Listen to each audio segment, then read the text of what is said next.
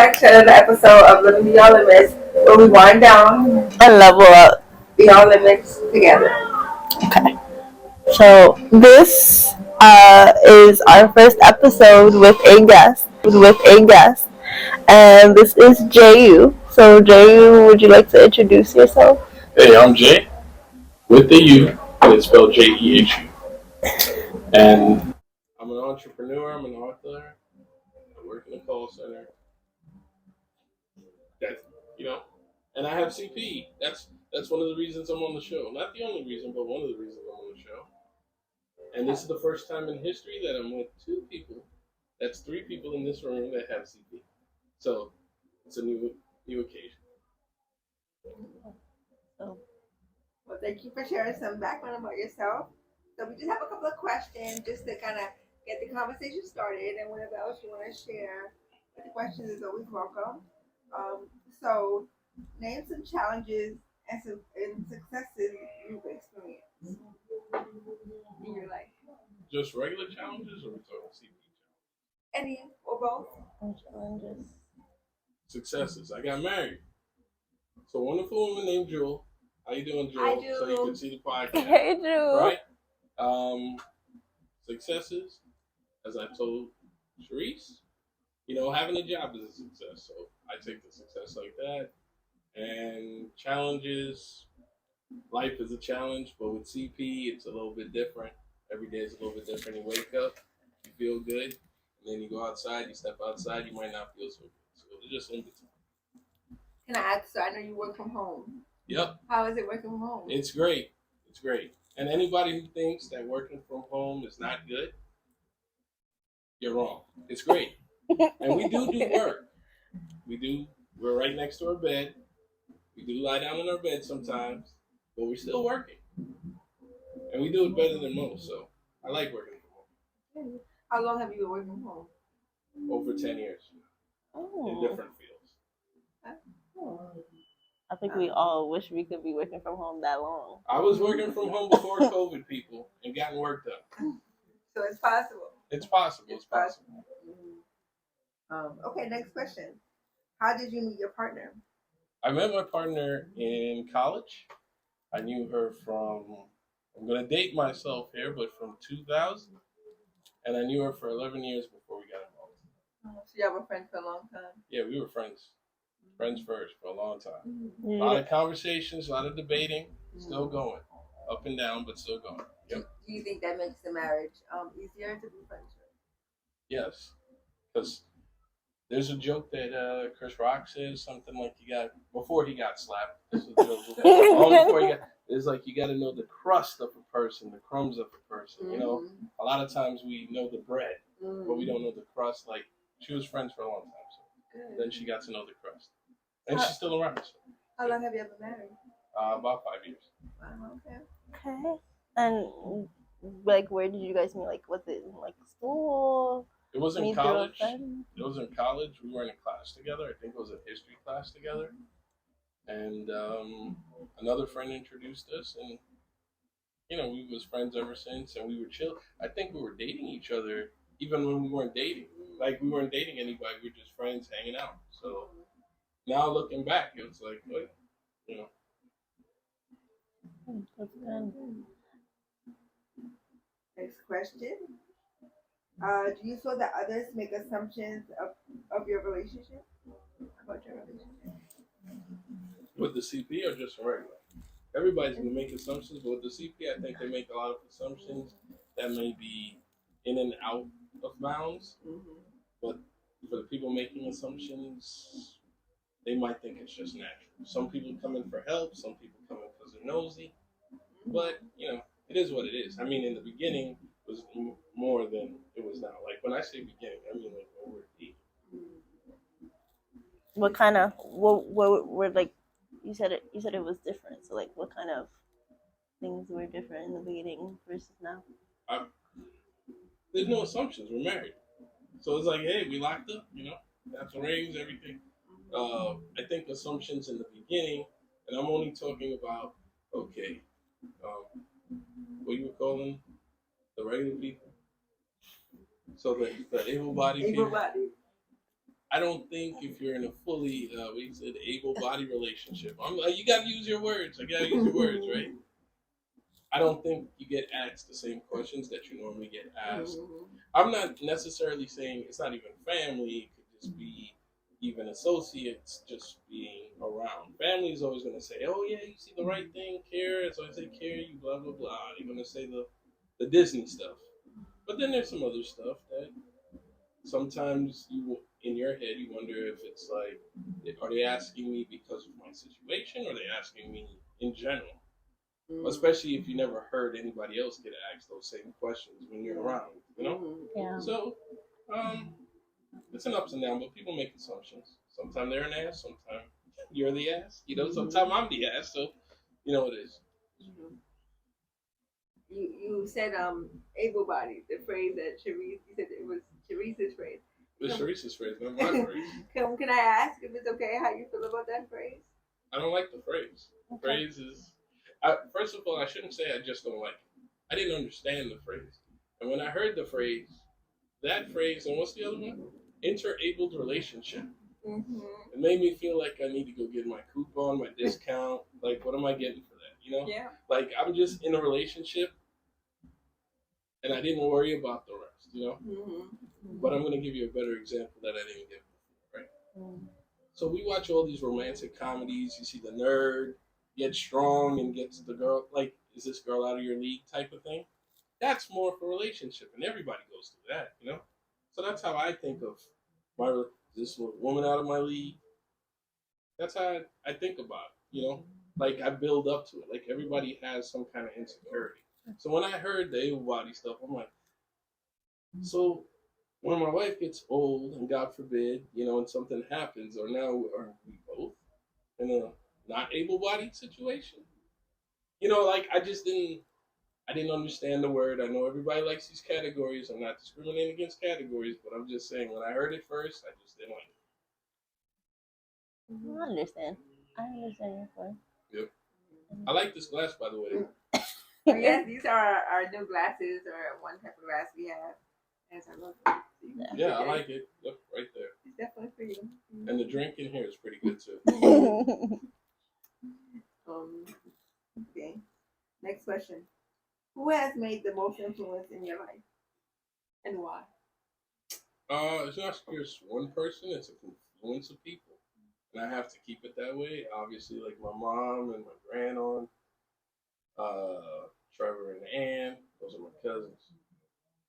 My friends, of course, and of course my wife, you know. But it's a confluence of things as I reach different stages. It was different people. Your parents are going to motivate you, and your family motivates you in another way. Then you get, you know, a little bit older, somebody else motivates you. Then you get a significant other, they motivate you. And so I just can't name one specific person.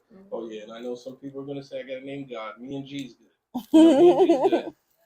We have our little rough relationship at times, but like everybody else. But we're good. So I'll just say it's a plethora of people. Don't worry, Uncle Ronald, I'm calling you out too, just in case you watch this, you know.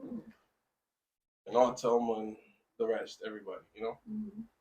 What's like something they instilled in you that helped you kind of move through life?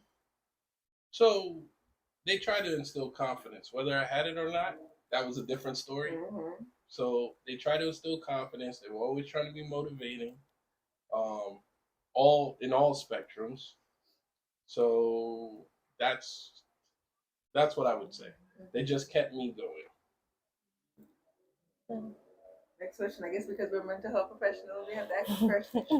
Wait, hold on. When you say ask the question, I gotta take a sip. You said mental health professional. So yes. How do you take care of your mental health? I listen to Linkin Park. What's helpful about Linkin Park? As I get older, I start understanding the lyrics. It starts making a lot more sense to me. Sadly, the lead singer died, but one of their last songs, Heavy, they say they don't like their mind right now. And if they could just let things go, it would be so much better or something like that in the lyrics. And I'm starting to understand that. And then, you know, I go back all the way to like their first album and they're like one step closer from the edge. And I remember that, you know. Not that I was like an aggressive person, but I just felt like, you know, yeah, this is just one step. Mhm. You know, as we're going through adolescence, trying to understand ourselves, plus, you know, the nature of what we do and having CP, you know, it can take different avenues. Yeah. I'm not clubbing like you, ladies. Thank you. Do you feel like your mental health is in a good place now? I don't know. Right now, it's good. You know what I'm saying? Yeah. But I never know with that. Mhm. It's ups and downs. Yep. Yeah. And I'm not saying that anybody that's struggling out there, you know, that there is no struggles. I'm just saying I don't know. Like that's like a question I never like try to ask myself. Yeah. And it's okay not to know. Mhm. In the earlier episodes, we talked about how we did some research and we found out that a lot of people with CP or cerebral palsy struggle or manage anxiety and depression. Do you agree with that statement? Not specific. It doesn't have to be specifically for you, but in general, if you know, with CP, do you feel like it's a common thing that you see? So I didn't know a lot of people with CP. Mm-hmm. Like I said, this is the first time I'm in the room with that I can be conscious of that I'm in the room with other people with CP, more than one other person. So I would say that my anxiety would be normal. I would be nervous, of course, if there was like a tight spot. It was like, can I walk through that spot or can I? You know, like that would be more my anxiety. Funny story or funny way to explain it is like a bar stool. Most people walk around and don't look at that bar stool. I look at that bar stool like it's an Olympic trial, like it's a pole vault. How am I going to get on this bar stool right now without falling or tripping? People don't think about it. That bar stool is the most unsturdy thing. So you can imagine in the dating scene, you're like, I'm like, please, move, move, move, move, move. Yeah. No, we could sit by the bar. Oh. Yeah. And I'm looking at that thing and I'm trying to figure out how I'm supposed to maneuver. So, you know, you get anxiety from those things. Like going out, is it going to be tight? Are you going to have space? Is people going to understand if you trip or if you stumble?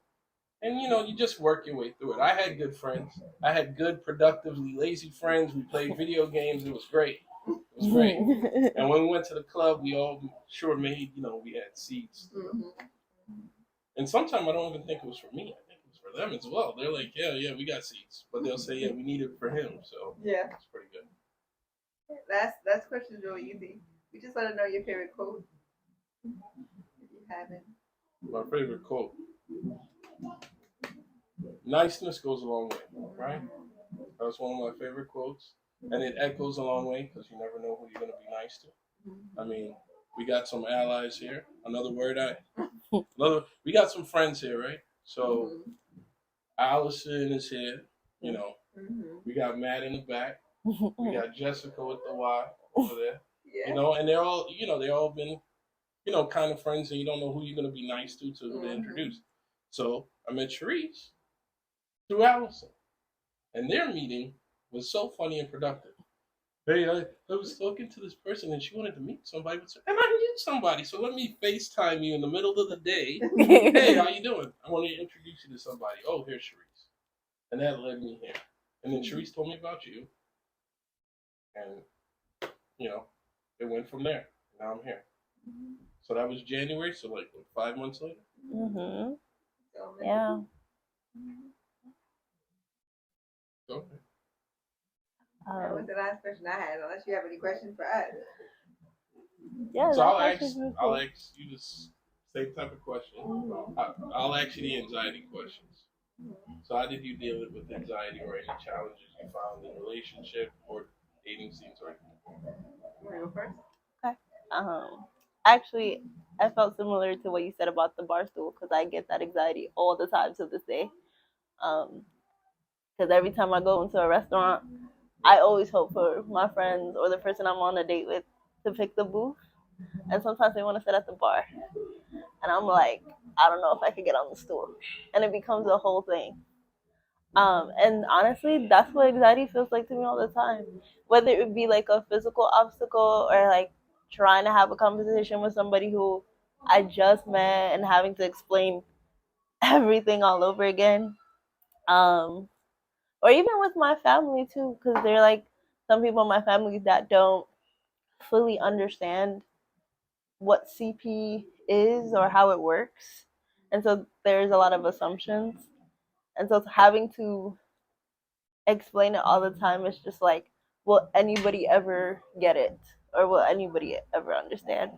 So I think the way that I've chosen to deal with it is trying to go towards acceptance of like there aren't always going to be people who truly understand you all the time, and that is not your fault.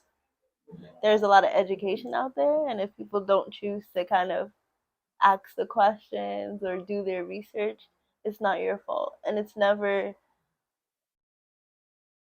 you can never say that you didn't try, and that's something that I fought with so hard, because it was like, what else can I do? What else can I provide? What other education can I provide? But if I feel like I've done enough, I've done all I can.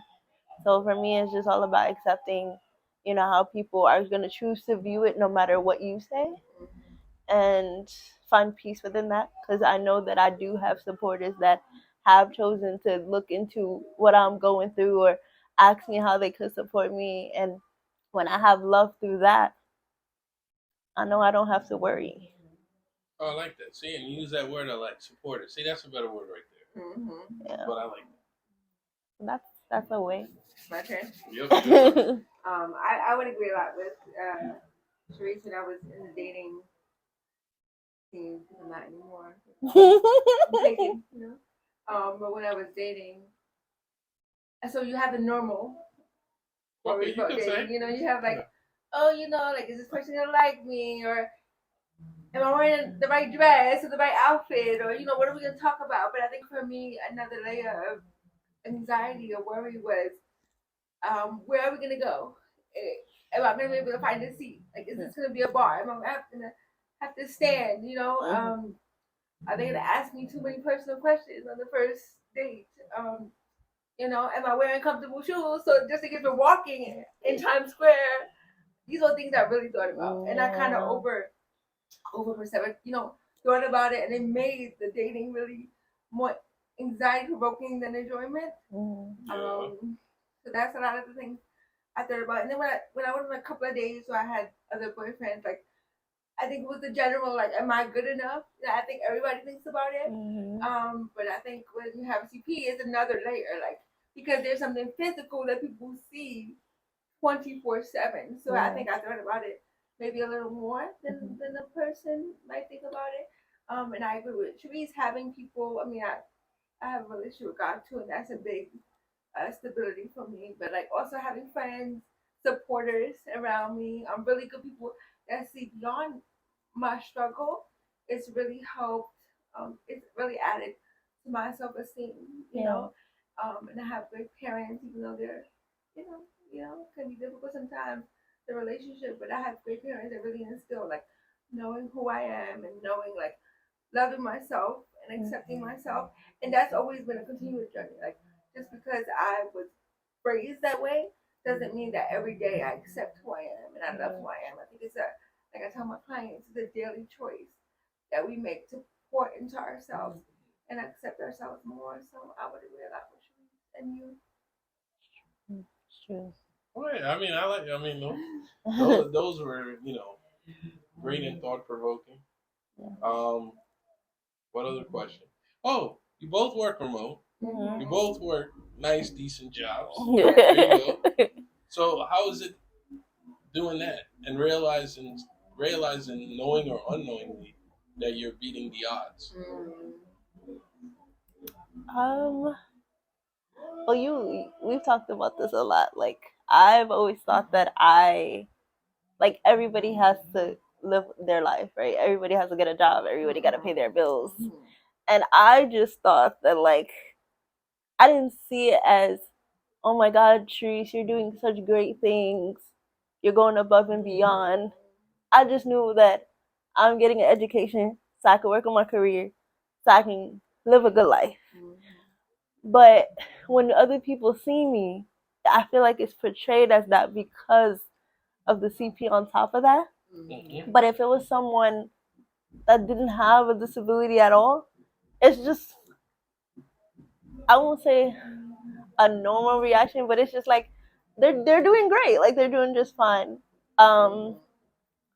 So I see why people would say like you've beaten the odds, or you've gone above and beyond, because finding employment or getting to where we are because of our disability is very difficult. Um, but I feel like my eyes are opening up to that now. Growing up, my parents always preached that to me, like, you going to school. Like, I didn't have a choice not to go to school. Yeah.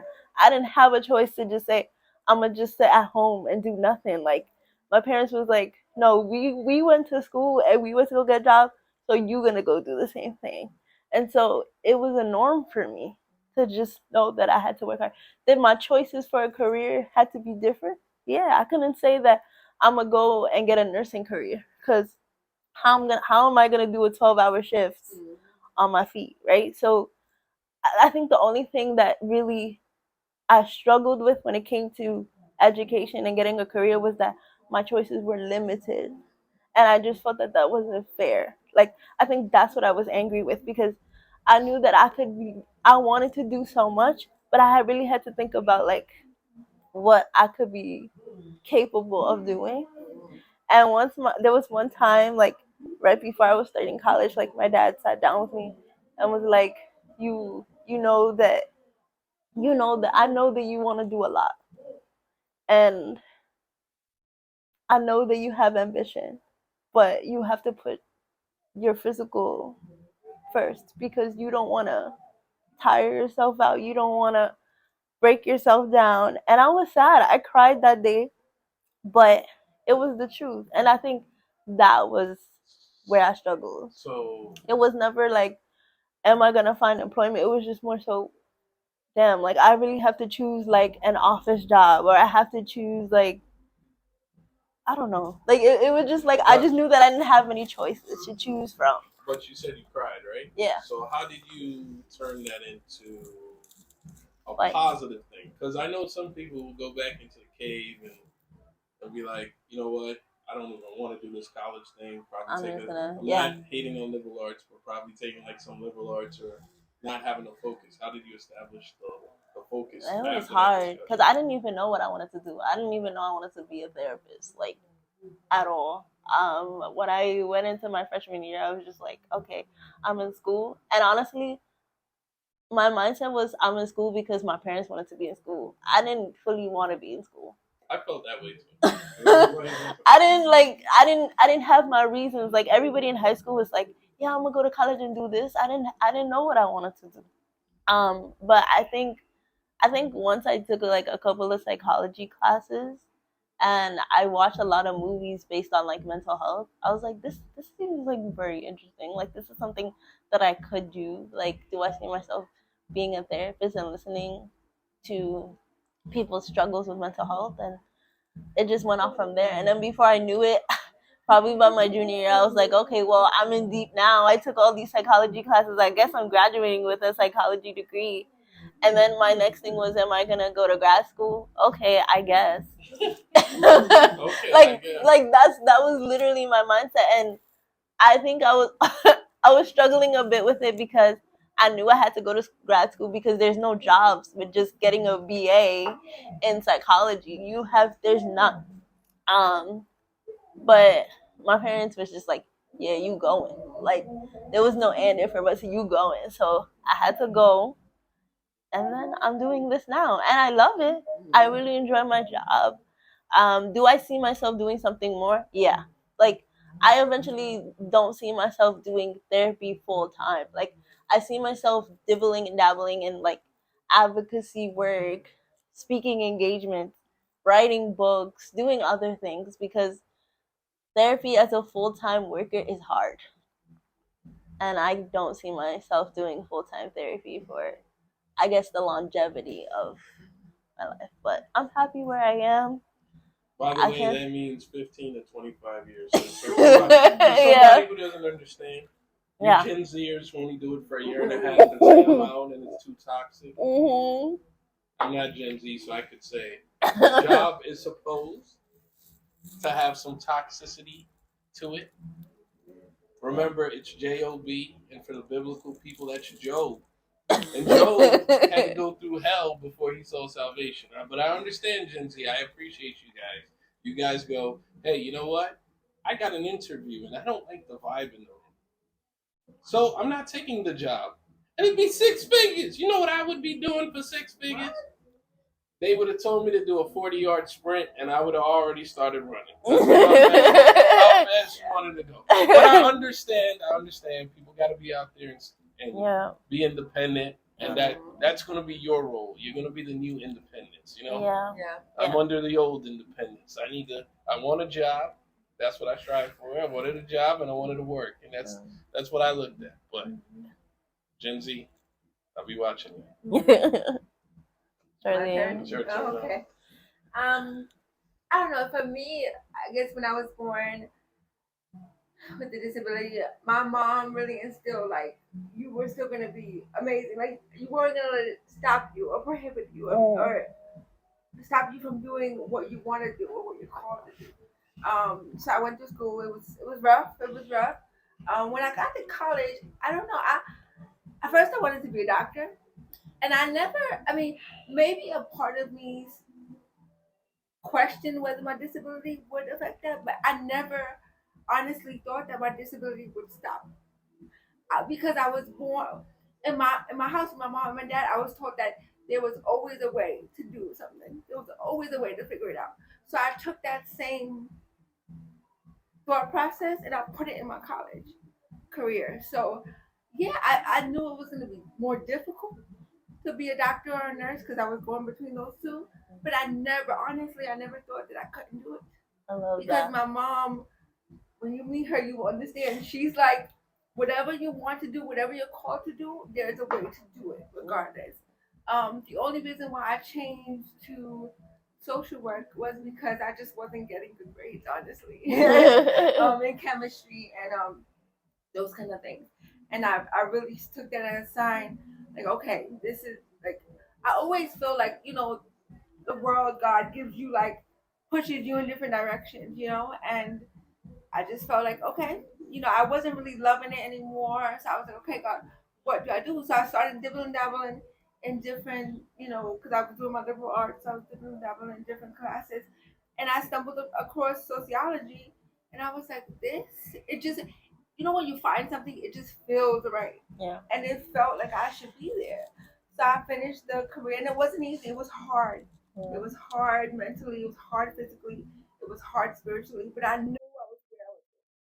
So that's what kept me there. Now, 10 years into the profession, yes, people are like, oh, you're so amazing. You've broken so many like ceilings, and you're such an inspiration, and I'm grateful for it. I've learned to accept the compliments more because when I was younger, I would always push it away and say, oh, no. I'm not saying I don't do that occasionally now, but I really try to accept it because it's important to feel that other people notice you. Yeah. But I never was doing it for recognition. I was doing it because I knew I was supposed to. Exactly. So now, when I get the opportunity to pour into people, my clients, or pour into people like Sharice or other people that come into my life, for whatever reason, I really find it as a blessing. I really find it like an honor because I never walked into this profession thinking I'm amazing. Yeah. I'm amazing because I was able to go through surgeries and go through near-death experiences and still have a profession. Yeah. I know that's how people see me, but that's not how I see myself. I'm here because I'm called to be here. Exactly. And so I really see it as an honor. And I'm grateful. I'm so grateful to be working from home. Like I prayed for that for years. I used to live, I tell Sharice all the time, in Brooklyn and travel all the way to the Bronx. And work a 12, 13-hour shift. Open the clinic, close the clinic, leave my house at 5 o'clock in the morning. I said, God, if you could just shift this, I will do whatever you ask me to do in my profession.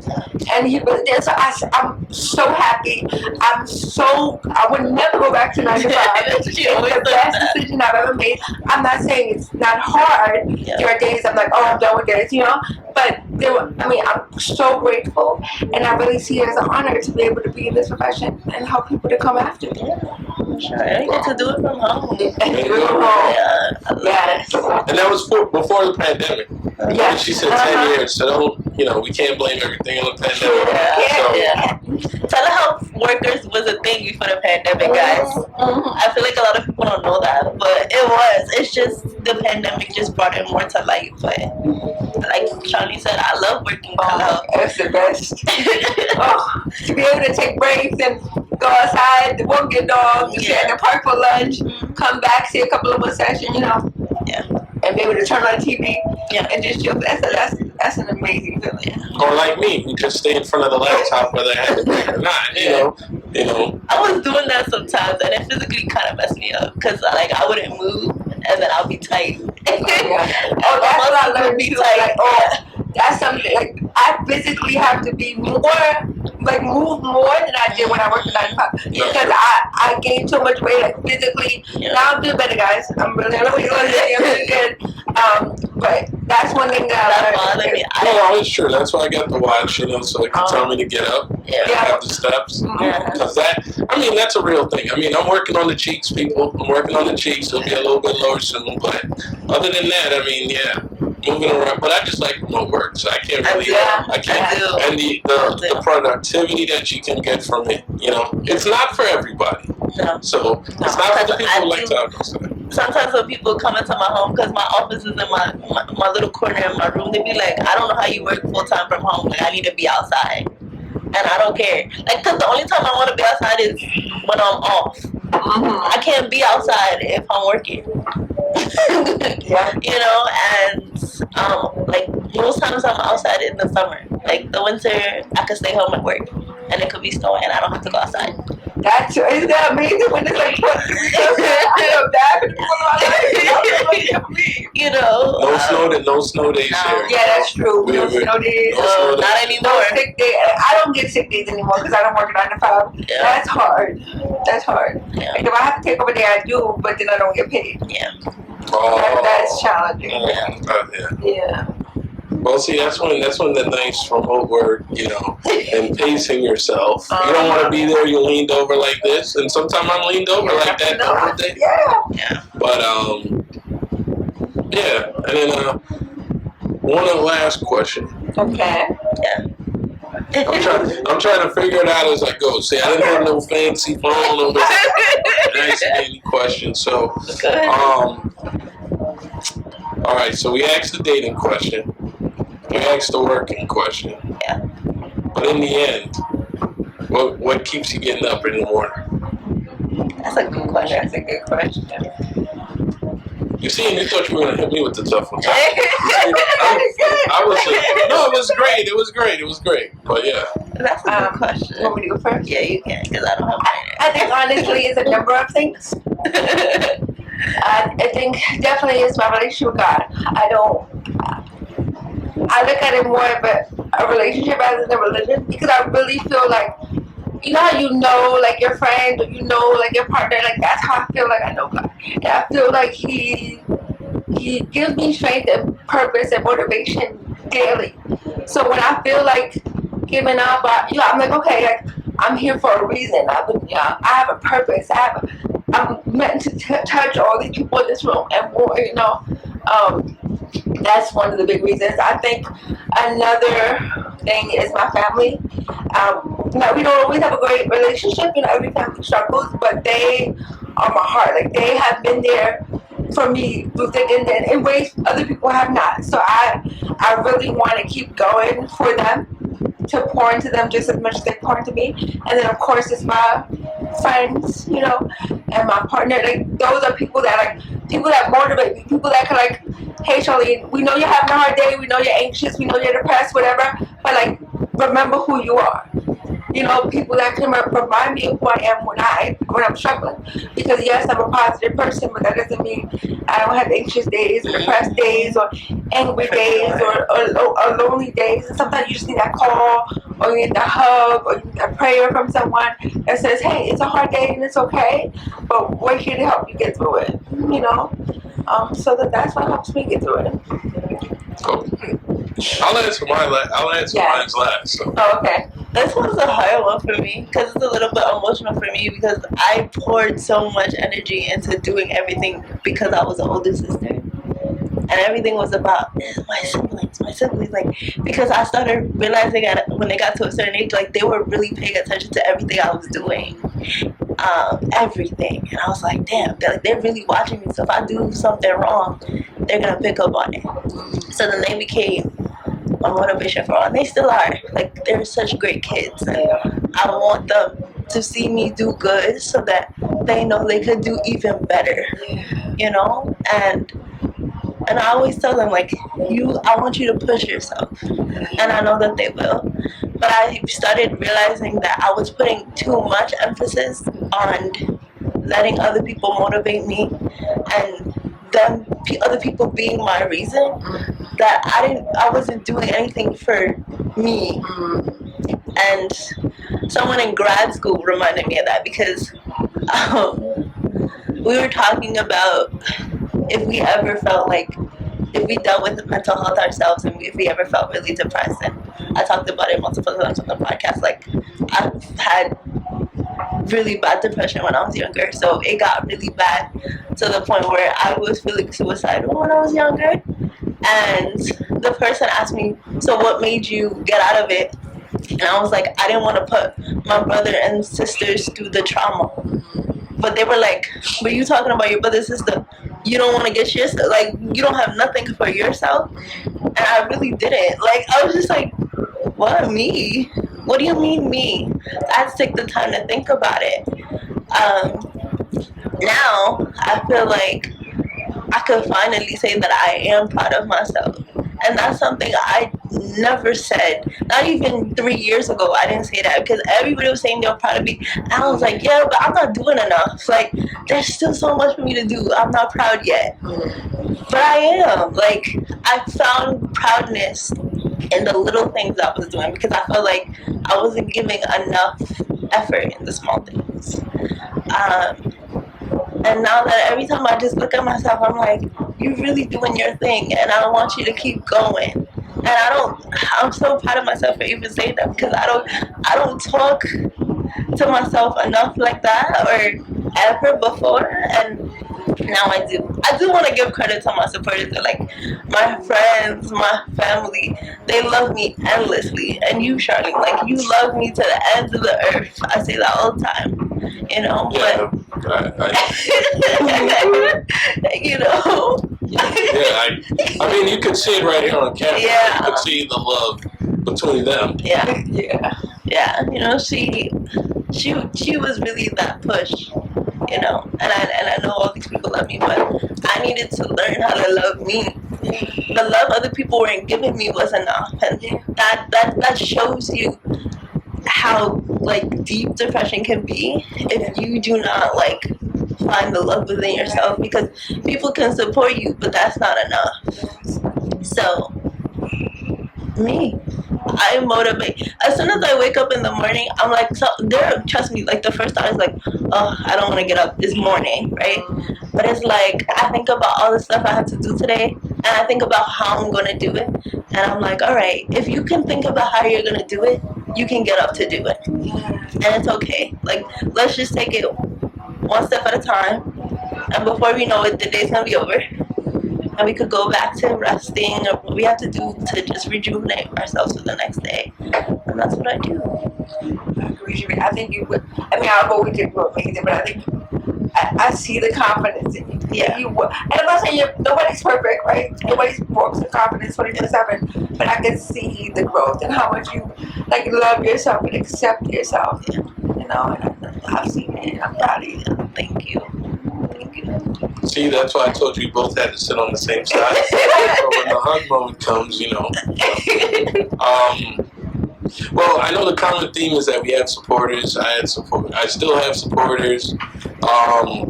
To get out of the drugs, when I say drugs, I mean, like, the real trenches of it all. It's really hard because I have a mixture of you. My wife will ask me that question. What do you want to do? Yeah. You know, I have, relatives that says, what do you want to do? And it's like the hardest thing to answer. I'm like, do I really want to do anything? Yeah. But sometimes I'm not even thinking about anything really to do. So having an urge to do something. Yeah. Like this podcast, for example. That was technically 5 months in the making, right? And every day Saturday something happened. And personally, I thought that cloud that came over, I said, okay, you know what? Saturday's done. This cloud was in, the sky was red, Armageddon was coming, and then, you know, everybody said, yo, everybody I said told me before, you know, I should do a podcast. And I'm like, I'm not doing a podcast. I don't know anybody with a podcast. And then, you know, you had a podcast. Yeah. And you had a podcast. And then you bring me in there, and I'm looking at it like, okay, I might as well do it. You know, so. And I tell you, Jake, I know you don't like to believe me, but you influence people all the time. You just don't know it. Okay. I tell you every day because you just don't know who you're influencing. I didn't know either. Okay. Sometimes I hear from my friends like, yo, Sharice, you motivated me to do this. And I look at them like, what, me? So you never know. Yeah, but the motivation part is kind of like what Charlene was talking about, right? It's almost like you kind of don't see it. Yeah, you don't. And then if you do see it, are you seeing it because you're in this like the disability? But those people who you influence will tell you, we didn't see you as that anyway. And then it always, now that mental health part is kind of funny. We didn't see you as this, but inside your head, you're thinking about it a certain way. You're feeling a certain way. But they say they never see you like it. So it's like, what game? It's like looking in a funny mirror, you know? It's true. You know, so it's very interesting. It's very interesting. What gets me out of bed is thinking about who I got to talk to, what I got to do. And the other thing is like, hey, do I want to clean my room? Do I want to put anybody through any agony? I don't think I want to do that. You know, so like I said, you turn on Linkin Park, they do all the singing for you, and sometimes a little bit of Queen, you know, and now these Afro beats, and you know, I'm pretty good. So your last question. Yeah, one more. I think we answered. I think I answered mainly all of the questions. Well, thank you for coming on. I hope you come on more often. You know what? You won't put me on the spot. I'll come on more. You heard your first there. I'll come on more. You see a follow up. You remind if they post a question you want to answer, you know, how you do.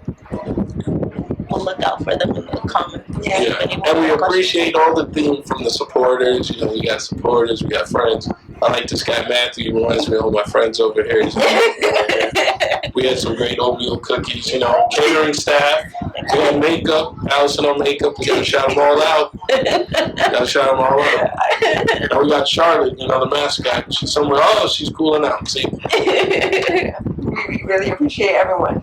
Yeah. And you guys too for sticking with us and, you know, being patient. And now, like you said, we're back. And we'll come to you every month. Thank you guys for tuning in. Look out for the next episode. Have a great weekend. Bye. Bye.